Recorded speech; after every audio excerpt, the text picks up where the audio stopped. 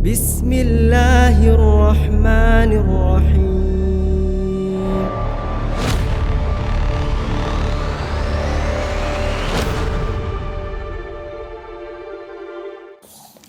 Baik, kita masuk ke subjudul yang lain juga. Jangan membelanjakan harta suamimu kecuali dengan izinnya. Ya. Di sana ada istri yang mengambil harta suaminya tanpa seizinnya atau tanpa sepengetahuannya, baik karena ketamakannya atau karena tidak ada pemisah antara dirinya dengan suaminya. Padahal bagaimanapun keadaannya, harta suami adalah amanah yang akan diminta pertanggungjawabannya pada hari kiamat nanti. Bukan hanya hartanya saja, tapi semua yang dititipkan di rumah itu. Ini paragraf penting sekali. Ya. Jadi kalau Anda diberikan ATM, ya, banyak di antara bapak-bapak itu membahasakan ke saya bahkan. Cuma saya tidak setuju dengan ini ya. Semua ya rekeningnya, semua ATM-nya, semua segala macam harta dia, istrinya yang atur semuanya. Jadi dia kehilangan wibawa sebagai seorang laki-laki. Yang harusnya dia yang mengatur dan dia yang memenuhi kebutuhan istrinya. Dia yang memberi, malah sekarang dia yang diberi. Sampai pada tingkat ada seseorang yang sempat umroh bersama kami. Dia sempat minta tolong, Ustaz bisa nggak bersama-sama untuk melihat gamis baju. Oh ya bisa insya Allah. Kemudian saya bilang, ayo kita jalan. Dia bilang sebentar, saya cek dulu Ustaz. Karena ATM saya tidak tahu diisi berapa oleh istri saya. Loh, saya kaget. Loh, ATM itu punya antum? Iya. Terus uang yang diisi ke situ, uang antum juga? Iya. Cuma istri saya yang atur semuanya. Loh kok ini unik sekali gitu. Kenapa beli gamis pun harus istrinya yang atur berapa pengeluarannya? Ini terbalik ini. Manajemen rumah tangga tidak seperti ini dalam Islam. Harusnya dia yang mengatur semua. Dia justru yang mengisikan rekening istrinya. Istrinya kalau mau mengeluarkan uang pun dengan izinnya gitu kan, menyampaikan. Jadi jangan dibalik gitu. Dibalikin jadi tidak normal rumah tangga itu. Akhirnya si suami pun pada saat akan membantu keluarganya saja tidak bisa. Karena harus dengan izin istrinya. Sampai pada tingkat tidak bisa membantu orang tuanya sendiri. Coba Anda bayangkan. Untuk membantu ibunya, untuk membantu saudaranya, harus izin dengan istrinya dulu. Ini bagaimana manajemen rumah tangganya? Dan dalil dari mana yang digunakan ini? Yang ada, suami berkewajiban memberikan nafkah istri. Dia yang mengaturkan, iya. Ditotalkan sekian misalnya kebutuhannya. Lalu kemudian dikeluarkan sesuai dengan kebutuhan. Itu yang ada. Tapi jangan dibalik. Jadi tidak normal rumah tangga itu. Paragraf ini penting sekali. Ya.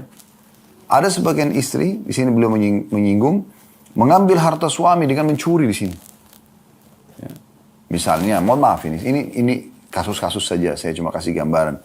Misal mencuci pakaian atau akan mencuci pakaian kotor suami, kemudian diperiksa di kantong, oh ditemukan ada uang, misalnya. Udah diambil aja, dipakai. Udah tahu uang suami kok. Gitu. Nggak bisa, karena itu bukan masuk dalam nafkah Anda, gitu kan. Bisa saja suami Anda jadi sangka buruk nanti sama orang lain. Dia tidak tahu kalau uang itu tertinggal di rumah. Dia pikir diambil oleh tukang parkir, diambil oleh staf di kantor, diambil oleh ini dan itu kan. Anda sampaikan ini ada uang kemarin. Amanah. Kalau suami tidak tahu, Allah tahu. Hati-hati. Di sini beliau mengatakan karena ketamakan saja. Ada juga istri suka sekali buat program. Ya. Setiap bulan buat program. Hanya untuk supaya ada uang tambahan. Buat program ini, buat program itu, perawatan ini, perawatan itu. Kalau darurat berbeda. Kalau tidak. Dan tujuannya hanya untuk menumpukin harta. Akhirnya sampai di rekeningnya membludak harta tersebut.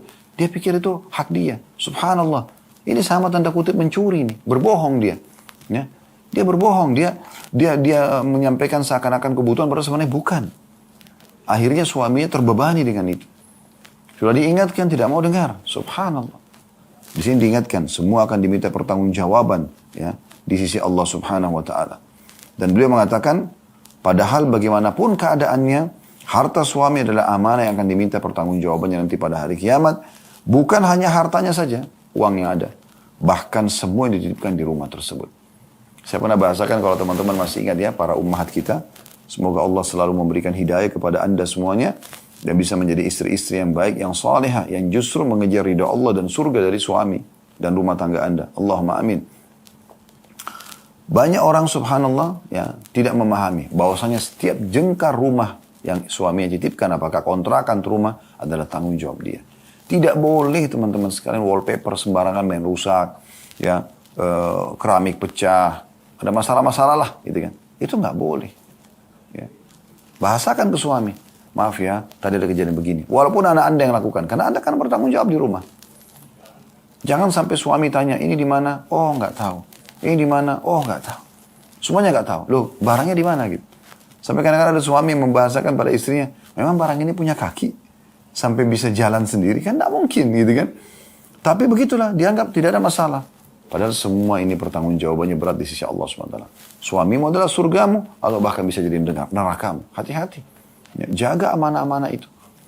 Apapun yang merupakan hak suami, ya, charger handphone, atau mungkin hal-hal mendasar kebutuhan dia, ya. Anda tahu, dia masuk rumah selalu dia cari. Ya udah, taruh di satu tempat yang istimewa, khusus memang rak itu atau lemari itu, ya, atau laci itu buat kebutuhan suami. Sehingga pada saat dia tanya, sudah ada. Atau bahkan pada saat dia belum masuk rumah pun, Anda sudah menyiapkan kebutuhan-kebutuhan dasarnya. Yang dia butuhkan dari kebutuhan mandi, di kamar mandi semuanya sudah rapi. Ya. Pakaiannya sudah tertata rapi semuanya. Ini amanah. Allah SWT akan minta pertanggungjawabannya. Ya. Dan dianggap remeh teman-teman. Dan juga kalau Anda menikmati itu sebagai sebuah perintah agama, Anda kejar pahalanya, Anda akan meraih ridha Allah, Tuhan Anda juga akan meraih cinta suami Anda. Kan itu yang semua dikejar oleh setiap istri kan, bagaimana suaminya cinta pada dia. Lalu beliau mengangkat di sini, sabda Rasulullah SAW, wanita adalah pemimpin di rumah suami dan akan ditanyai tentangnya. Ya. Tentang rumah tangga tersebut. Dan hamba saya adalah pemimpin terhadap harta tuannya dan akan ditanyai tentangnya. Ingatlah, setiap kalian adalah pemimpin dan setiap kalian akan diminta pertanggungjawaban tentang apa yang dipimpinnya. Hadis sahih riwayat Bukhari. Anda akan diminta pertanggungjawaban, wahai muslimah. Ya. Sendok, garpu, alat masak, semua yang diamanahkan di rumah. Itu akan diminta pertanggungjawaban. Hati-hati, jaga sebagai amanah. Ini bukan masalah pelit, bukan. Amanah.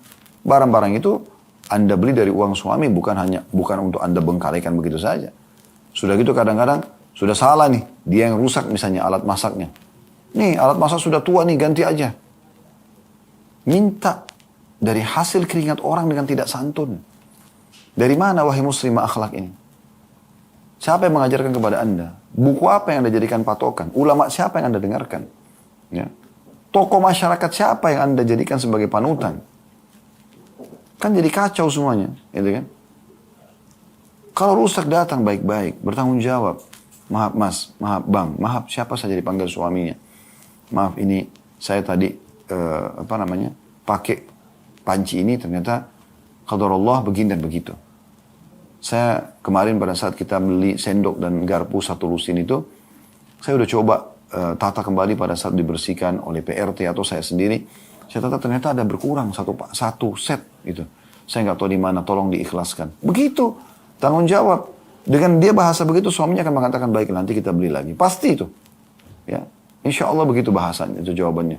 Tapi di saat Anda salah, tapi tidak mau menyalahkan diri, akhirnya justru balik kepada suami. Sendok-sendok semua sudah banyak hilang tuh, beli baru lagi. Loh suaminya mungkin bilang, kan baru ada. Nggak tahu sekarang nggak ada, pokoknya beli aja. Masa mau makan nggak pakai sendok, segala macam itu. Nah, ini semua akan Allah tanya teman-teman sekalian. Ya, kadang-kadang suami itu karena dia masya Allah punya sifat dermawan, maka ya udahlah, beli aja lagi nggak apa-apa. Walaupun sebenarnya dia harus keluarkan duit plus lagi dengan kata-kata pahit dari istrinya. Dia panen pahala. Anda yang dapat dosa. Jangan Anda bilang, wah suami saya baik kok, udah gak masalah. Tetap Allah akan tanya Anda nanti hari kiamat. Hati-hati. Ya. Jadi itu semua amanah. Jangan selalu mengatakan tidak tahu, tidak tahu, tidak tahu. Berapa banyak istri subhanallah sibuk. Perawatan dia luar biasa. Untuk dirinya luar biasa. Tapi untuk suaminya tidak sama sekali ada perhatian. Terus itu semua belanja dari uang siapa? Kan dari uang suami gitu kan. Unik sekali gitu. Sebagian wanita subhanallah ada yang tidak punya dosa di luar sana tapi punya dosa dengan suaminya. Ajaib luar biasa gitu. Ya. Syaitan goda dia untuk justru buat masalah dengan orang yang merupakan kunci kebahagiaan dia di dunia dan di akhirat. Wanita banyak berharap dicintai oleh laki-laki di luar sana. Tapi tidak pernah mendapatkan pasangan yang mau berkorban. Pasangan Anda sudah berkorban buat Anda. Jadi suami Anda memenuhi kebutuhan biologis Anda, memenuhi kebutuhan dasar makanan, minuman, pakaian, tempat tinggal. Bahkan menjadikan Anda sebagai ibu anak-anaknya. Anda masih bisa berkata kasar dengan dia. Demi Allah wahai muslimah. Kalau Anda betul-betul memahami tentang kedudukan suami, Anda akan malu dengan suami itu. Anda akan santun dan ramah dengan dia. Makanya kata Aisyah radhiyallahu anha, kata-kata yang mulia. Beliau mengatakan, wahai para muslimah, wahai para wanita, kalau seandainya kalian tahu besarnya hak suami kalian di sisi Allah dari kalian, maka kalian akan mengambil debu telapak kaki suami kalian dan kalian letakkan di pipi kalian. Debu telapak kakinya diambil, letakkan di pipi kalian. Saking tingginya kedudukannya di sisi Allah SWT. Ayah Anda saja, yang merupakan adalah dari spermanya, itu menjadi nomor 2 setelah Anda menikah dengan suami Anda. Suami yang di nomor 1 kan. Kenapa? Orang yang Allah suruh Anda urus itu cuma 1 orang ini. Suami saja. Anda rusak hubungan dengan dia. Ya, bertakwa kepada Allah subhanahu wa ta'ala.